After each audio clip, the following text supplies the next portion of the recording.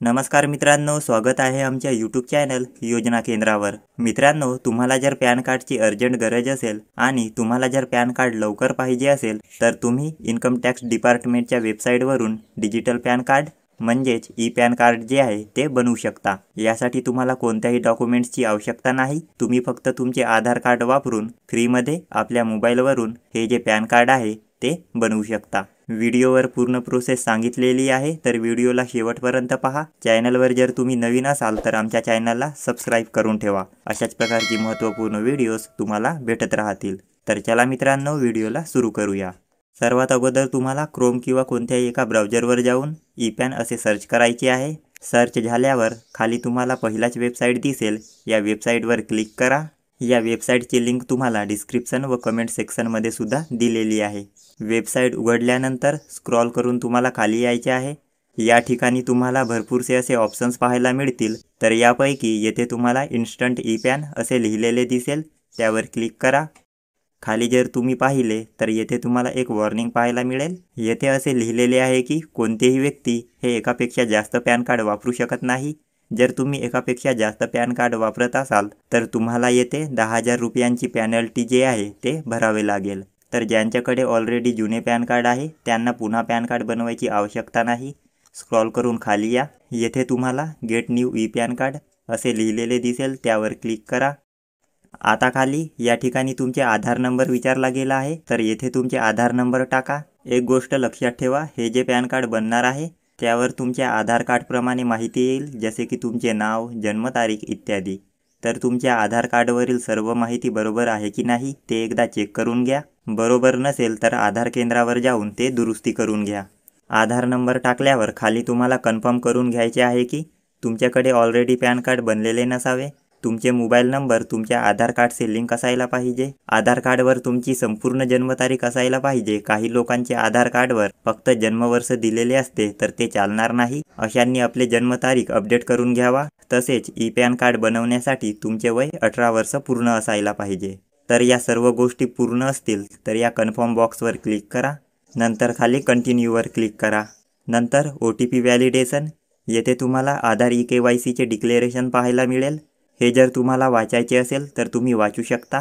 नंतर सर्वात खाली यायचे आहे, या बॉक्सवर क्लिक करून जनरेट आधार OTP यावर क्लिक करा। तुमच्या आधार कार्डशी जे मोबाईल नंबर लिंक असेल त्यावर एक OTP पाठवला जाईल, तर ते तुम्हाला या ठिकाणी टाकून घ्यायचे आहे। OTP टाकल्यानंतर या बॉक्सवर क्लिक करून खाली कंटिन्यू बटनावर क्लिक करा।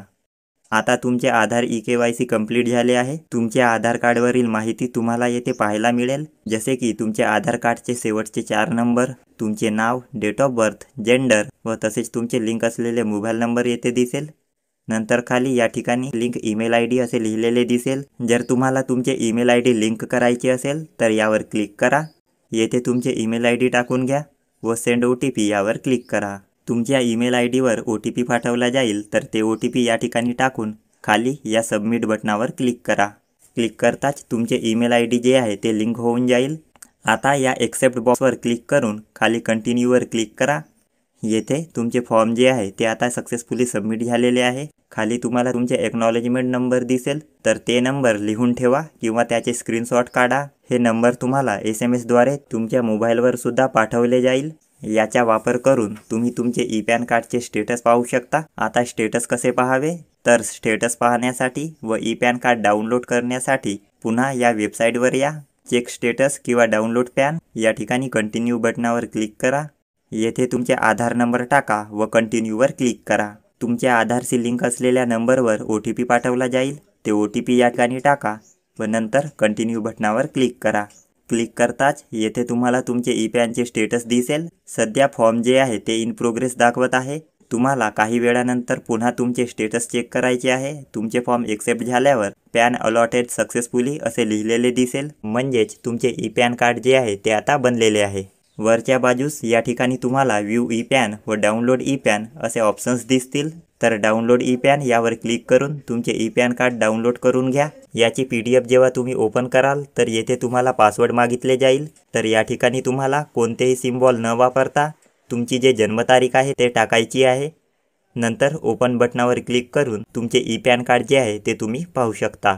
आता याची प्रिंट काढून हे तुम्ही वापरू शकता। मित्रांनो, हे ई पॅन कार्ड असल्यामुळे याची फिजिकल कार्ड जे असते ते तुम्हाला पोस्टाने पाठवले जात नाही, परंतु या कार्डलाही सारखीच मान्यता असल्यामुळे हे पॅन कार्ड तुम्ही कुठेही वापरू शकता। तर अशा प्रकारे तुम्ही तुमचे ई पॅन कार्ड जे आहे ते बनवू शकता। व्हिडिओ जर तुम्हाला आवडला असेल तर हा व्हिडिओ आपल्या मित्रांना नक्की शेअर करा। धन्यवाद।